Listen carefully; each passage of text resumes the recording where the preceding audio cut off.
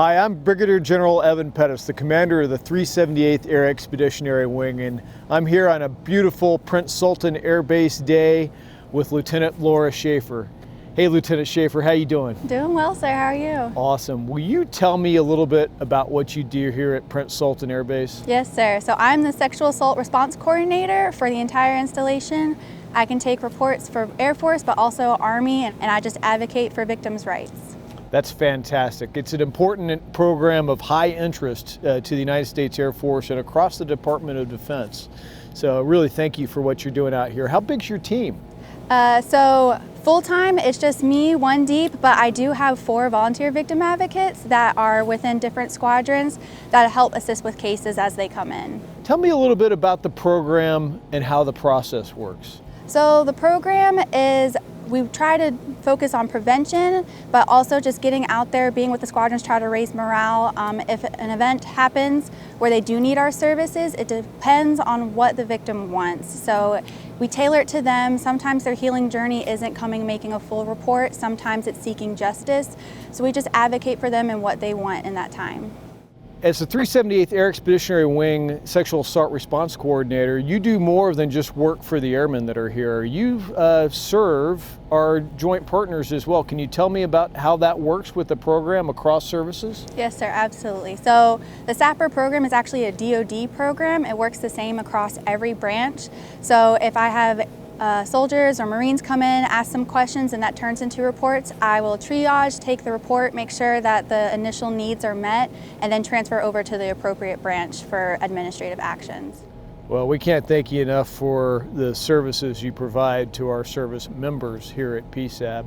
We're standing out here in front of your facility. You want to take me inside and tell me a little bit about how you're set up, how the program works? Absolutely. So we have the T-walls for privacy. There's kind of 2 entrances. So we'll come in the front entrance, but if some people want to be more indiscreet coming in, they can walk around back and around inside the T-walls. But we'll head in this way. Fantastic. Well, hey, Lieutenant Schaefer, thanks for taking me into your workspace. Really impressive in here. It's a lot more homey than I expected, a lot more comfortable. Tell me about how things work and how you got it looking this way. Yes, sir. So I'm trying to make the space a little bit more comfortable. Sometimes people are really nervous coming into the SAPR tent, even if they're just coming to ask a question. So anything to make them feel more comfortable and willing to open up if that's something they want to do, or if they just need to come and talk, grab a cup of coffee, work on a puzzle, just anything to make them feel a little bit more at home. No, absolutely. Well, tell me a little bit about how the process works. So the process is, if someone comes in and we're talking and a sexual assault has occurred, if they want to make a report, I'll go through the options with them. Of course, restricted, unrestricted reporting, they always have those rights.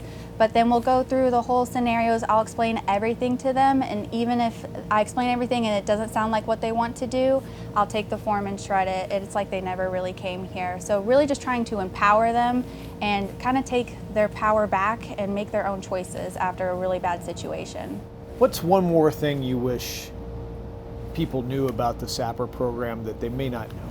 I wish people knew that they could just come talk to me and nothing will happen from it. I'm confidential except for only 2 exceptions, and a lot of people are so worried that things will get generated or their command's going to know. Things people worry about even going to medical, they're worried it's going to get out there, but it's completely private. If they don't make a report, nothing happens. What are those exceptions? So the exceptions, if they threaten to harm themselves or someone else. So very extreme exceptions, but everything else is completely confidential, and I legally cannot tell anyone. Confidentiality is, I think that's extremely important for our service members to know that they control what information gets out there. Well, thank you for showing me around today. Thank you for what you're doing for our team, and thanks for making this better. You're really improving this for PSAB.